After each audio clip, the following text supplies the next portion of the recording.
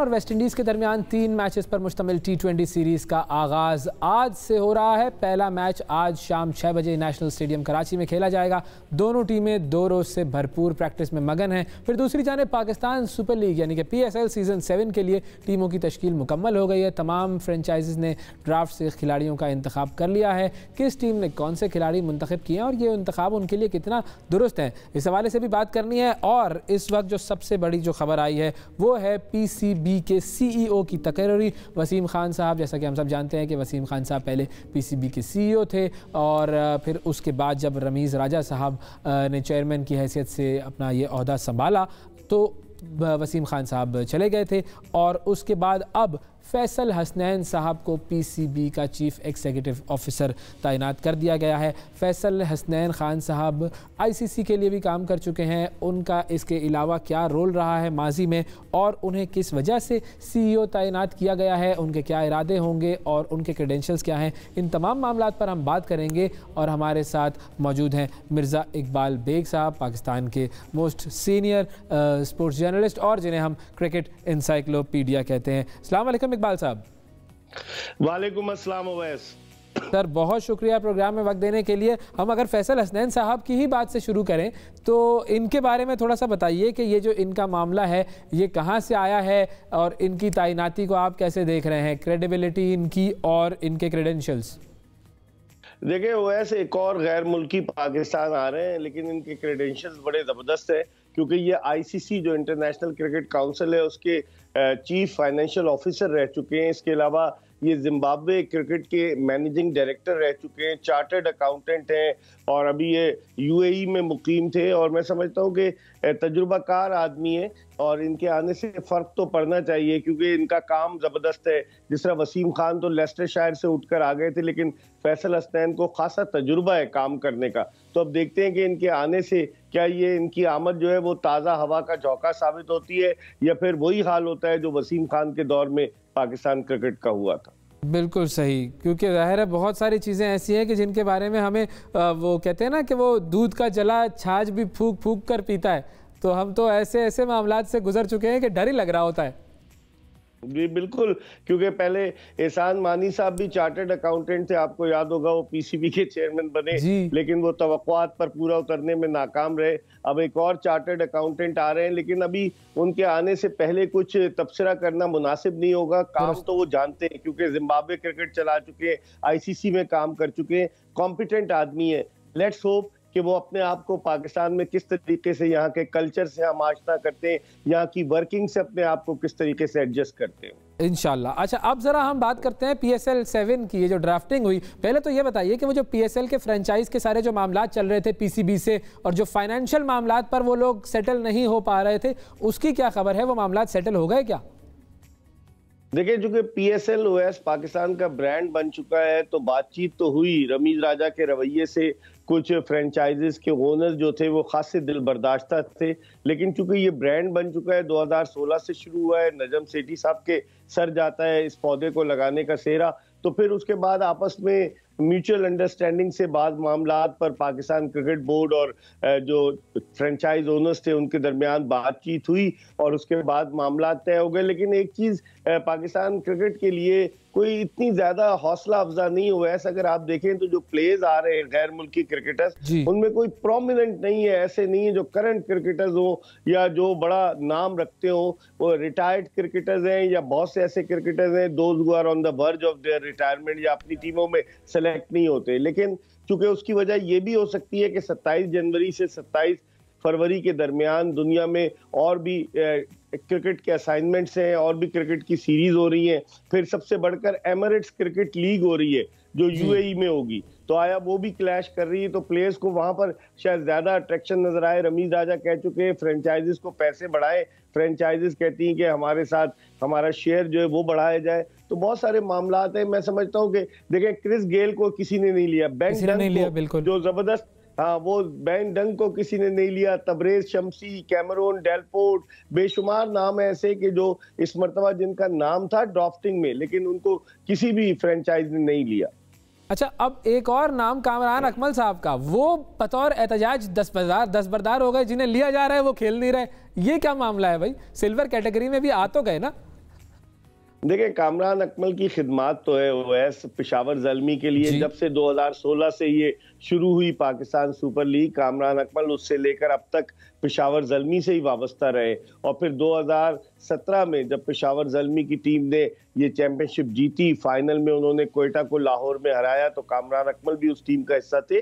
On end of बड़ी अच्छी इनकी परफॉर्मेंस रही है। सीनियर प्लेयर है, लेकिन उनको कैटेगरी से डिमोट किया गया, जिसकी वजह से वो दिल बर्दाश्ता हुए और उन्होंने विड्रॉ होने का ऐलान किया। लेकिन मोहम्मद आमिर को देखें, उनको भी कराची किंग्स ने एक कैटेगरी से दूसरी कैटेगरी में डिमोट किया।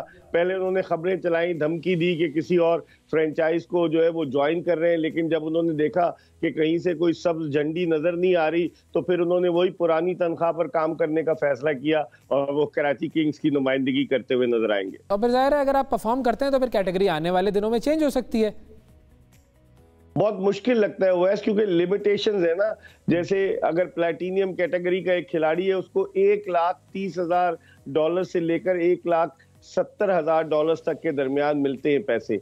तो प्लैटिनियम कैटेगरी में हर खिलाड़ी की ख्वाहिश होती है कि वो जाए। फिर उसके बाद डायमंड कैटेगरी आती है और दीगर कैटेगरीज है। डायमंड में भी तकरीबन 80-85 से लेकर आगे तक जाता है। तो मैं समझता हूँ खिलाड़ियों ने अपने फाइनेंशियल उसको भी देखा। और वैसे अब आप देखें कि हर जगह लीग हो रही है जी। आप दुनिया भर में देख ले, बिग बैश अभी हो रही है, उसके अलावा एमिरेट्स क्रिकेट लीग होगी, बांग्लादेश प्रीमियर लीग हो रही है, इंग्लैंड में वो 100 बॉल्स का टूर्नामेंट हो रहा है। मतलब दुनिया भर में क्रिकेट लीग हो रही है, कैरेबियन प्रीमियर लीग हो रही है, सिवाय साउथ अफ्रीका के जहाँ की लीग रुक गई। तो दुनिया भर में लीग्स हो रही हैं। तो खिलाड़ी चाहते हैं कि चूंकि उनका क्रिकेट कैरियर ज्यादा अरसे का नहीं है, तो वो चाहते हैं कि कम से कम वक्त में ज्यादा से ज्यादा अपनी इनकम को बढ़ाएं, पैसे कमाएं। इसीलिए खिलाड़ी इस तरफ रागिब हो गए। और ऐसे में हमारे लिए ये भी बड़ा एक मुश्किल मरहला होगा कि इतनी सारी लीग के दरमियान हम अपनी लीग के लिए विंडो कैसे सिलेक्ट करें जहां पर क्लैश ना हो, क्योंकि जो आपने एमिरेट्स वाली बात की, बड़ा ओवैस आपने वैलिड पॉइंट रेज किया। हमारे लिए बड़ा मुश्किल होता है कि किस तरीके से हम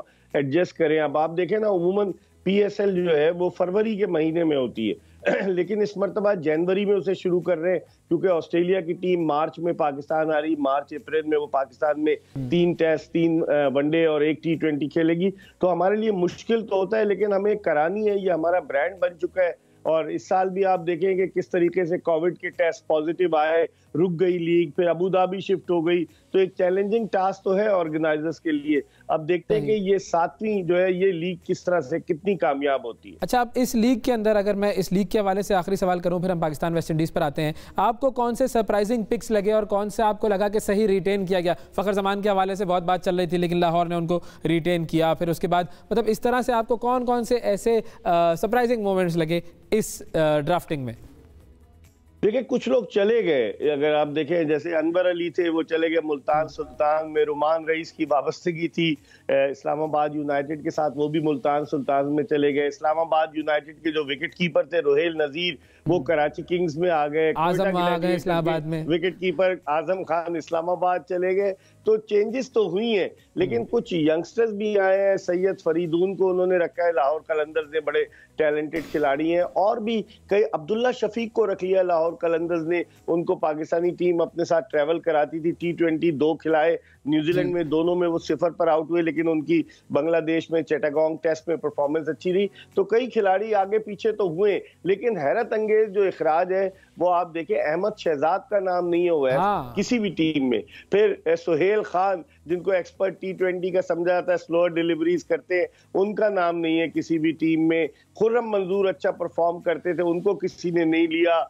जुनैद खान का लगता है क्रिकेट कैरियर अपने इख्तिताम को पहुंचा। तो बहुत सारे ऐसे प्लेयर्स थे जो रह गए और बहुत सारे ऐसे प्लेयर्स थे जो इन हो गए। एक लड़का आया था Umar Khan, left arm spinner, वो पता नहीं कहाँ चला गया, वो बड़ा अच्छा बॉलर था। मेरे ख्याल में एक और टीम की गुंजाइश बन रही है यहाँ पर।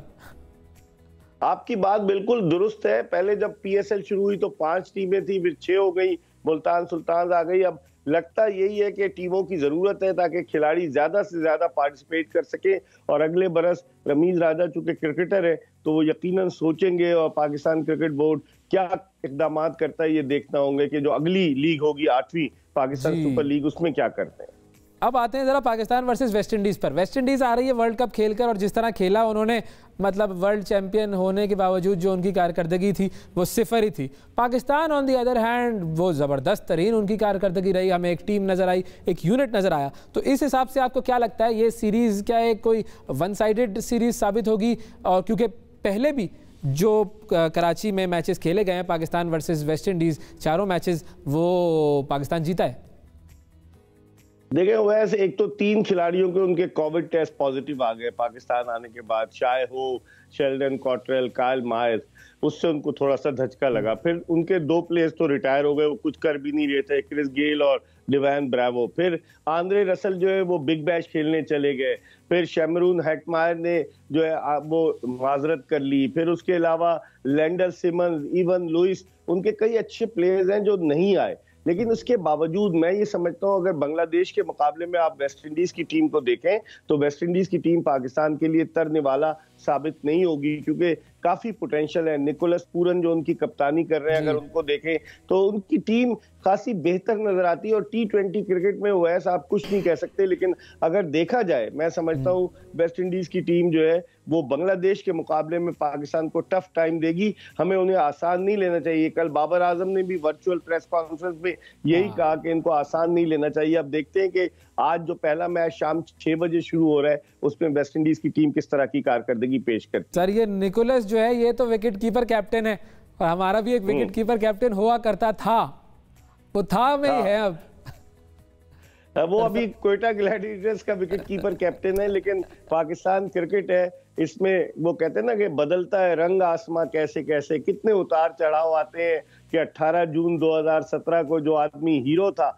अब वो 4 साल के बाद बिल्कुल ही कहीं नजर नहीं आ रहा कि जिसने पाकिस्तान को जितवाया। 11 सीरीज हम T20 की सरफराज की कप्तानी में जीते। तो ये पाकिस्तान क्रिकेट है, इसमें पल में हीरो और पल में जीरो वाली बात होती है। मुझे लगता यही है कि अब सरफराज अहमद को चूंकि इन्होंने घुमा फिरा के वापस ले आए, एक एक मैच खिलाकर, उनका क्रिकेट कैरियर अब लगता यही कि इंटरनेशनल कैरियर की मैं बात कर रहा हूँ वो अपने इख्तिताम को पहुंच रहा है। बहुत शुक्रिया अदा करेंगे सर, आपने जो है वो हमें वक्त दिया, और सरफराज की बात पर जो इख्तिताम आपने किया वाकई, लेकिन सरफराज के लिए जो हमारी रिस्पेक्ट है और जो मोहब्बत है और जो पाकिस्तान के लिए उन्होंने किया है वो हमेशा हमारी नज़रों के सामने है। थैंक यू सर, बहुत शुक्रिया अदा करेंगे। नाज़रीन